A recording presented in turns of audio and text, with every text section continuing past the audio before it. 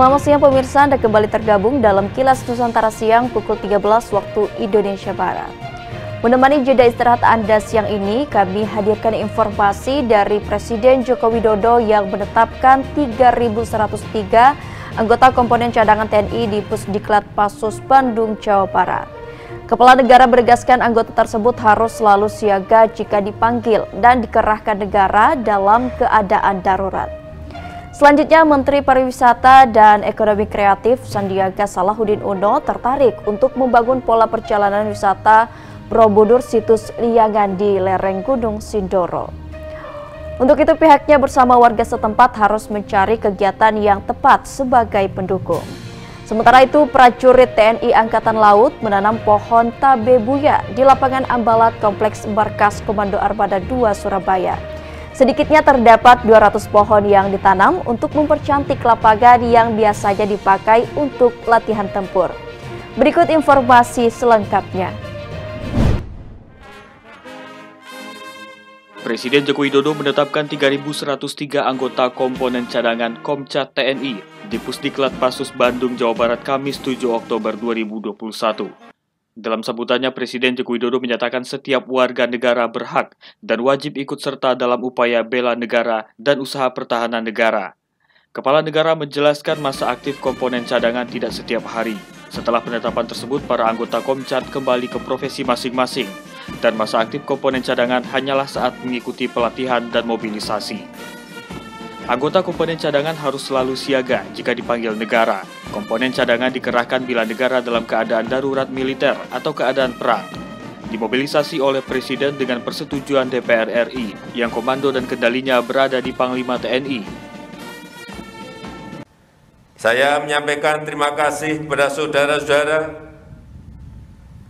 yang telah mendaftar secara sukarela, telah mengikuti proses seleksi dan pelatihan dasar kemiliteran secara sukarela, dan hari ini saudara-saudara ditetapkan sebagai anggota komponen cadangan. Jokowi menuturkan tidak ada anggota komponen cadangan yang melakukan kegiatan mandiri. Komponen cadangan tidak boleh digunakan untuk hal lain kecuali untuk kepentingan pertahanan dan kepentingan negara. 3.103 anggota Komcat TNI tersebut telah mengikuti serangkaian tahapan seperti pendaftaran, seleksi, dan pelatihan dasar militer mulai Mei hingga ditetapkan Presiden Joko Widodo hari ini. Mereka akan ditempatkan di sejumlah instansi militer, diantaranya Rindam Jaya, Rindam Siliwangi, Rindam Diponegoro, Rindam Brawijaya, Rindam Tanjung Pura, dan Universitas Pertahanan. Tim Kantor Berita Antara mewartakan.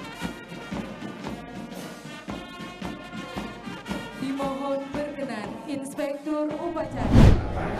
Bapak, Ibu, dan juga sebagai satu dari 5 destinasi super prioritas, Borobudur kini tengah melakukan perencanaan pengembangan. Salah satunya seperti diungkapkan Menteri Pariwisata dan Ekonomi Kreatif Sandiaga Salahuddin Uno di Kabupaten Temanggung, Jawa Tengah pada 6 Oktober, pihaknya tertarik untuk membangun pola perjalanan wisata Borobudur situs Liangan di lereng Gunung Sindoro, Dusun Liangan, Desa Purbosari, Ngadirejo. Untuk itu saat acara rembuk santai bersama pelaku wisata di Pendopo X Kawedanan Parakan, Kabupaten Temanggung, ia menyatakan harus duduk bersama dengan warga setempat untuk mencari kegiatan yang tepat sebagai pendukung. Karena dalam laporan Bupati Temanggung disampaikan ada festival dan banyak pelaku seni setempat. Untuk menunjang hal tersebut, maka pelaku industri kreatif tempat perlu diikutsertakan dalam mengembangkan produk-produknya. Pihaknya pun, kata Sandi, akan siap memfasilitasi seluruh kebutuhan peningkatan perekonomian masyarakat. Khususnya kuliner, kria, dan fashion ini bisa melakukan peningkatan, dan di tengah-tengah sulitnya dapat lapangan kerja sekarang, pariwisata dan ekonomi kreatif 6 kali lipat lebih mampu untuk menciptakan peluang usaha, apalagi di tengah kebangkitan pasca pandemi. Ada 7 pelatihan yang kita laksanakan di Temanggung. Salah satunya adalah pelatihan tentang pengelolaan sampah di destinasi wisata, pelatihan pengelolaan WC, kemudian pelatihan kuliner. Situs Liangan merupakan situs purbakala berupa candi dan kawasan permukiman yang berada di lereng timur Gunung Sindoro, sekitar 20 km arah barat laut dari Kabupaten Temanggung. di mana berdasarkan penelitian arkeologi didapatkan informasi bahwa ada kerajaan kuno yang diperkirakan dibangun pada zaman Mataram kuno. Dari Temanggung, Jawa Tengah, Firman Eko Handi, Kantor Berita Antara, mewartakan.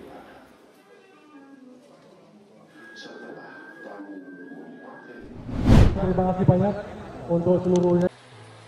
Prajurit TNI Angkatan Laut pada Rabu sore 6 Oktober menanam pohon tabebuya di lapangan Ambalat Kompleks Markas Komando Armada Ko Armada 2 Surabaya. Kegiatan penghijauan yang digelar dalam rangkaian peringatan hari ulang tahun HUT ke-76 TNI itu diharapkan dapat mempercantik lapangan yang biasanya dipakai untuk latihan tempur serta menggembleng prajurit TNI AL. Tumbuhan bernama latin Chondroanthus chrysotrichus yang berasal dari negara Brazil tersebut sekitar 5 tahun terakhir banyak dijumpai di pinggir jalan protokol kota Surabaya. Warna-warni bunganya bersemi di setiap pergantian musim, menghiasi keindahan kota Surabaya. Selain untuk penghijauan, menjadikan indah dan juga untuk kekayaan oksigen di sekitar kita. Kalau mereka berolahraga dengan keindahan yang ada, dengan bunga-bunga yang nantinya bermekaran, maka insya Allah tidak hanya badan kita yang sehat, tapi juga pikiran hati kita menjadi sehat. Karena apa? Kebahagiaan selalu terpancar di dalamnya, sambil berolahraga, sambil menikmati situasi yang ada. Keindahan tersebut khususnya adalah dari bunga-bunga tabebuya yang bermekaran. Panglima Ko Armada 2 Laksamana Muda Laksda TNI Iwan Isnurwanto menyebut sedikitnya 200 pohon tabebuya yang ditanam oleh para prajurit. Menurutnya, selain warna-warni bunganya memberi kesan keindahan, tumbuhan tabebuya juga memiliki banyak manfaat lain, seperti daunnya dapat mengobati luka, serta penurun panas. Selain itu, juga diyakini ampuh sebagai penambah darah secara alami bagi pasien pengidap anemia. Dari Surabaya, Jawa Timur, Hanif Nasrullah, Kantor Berita Antara, mewartakan.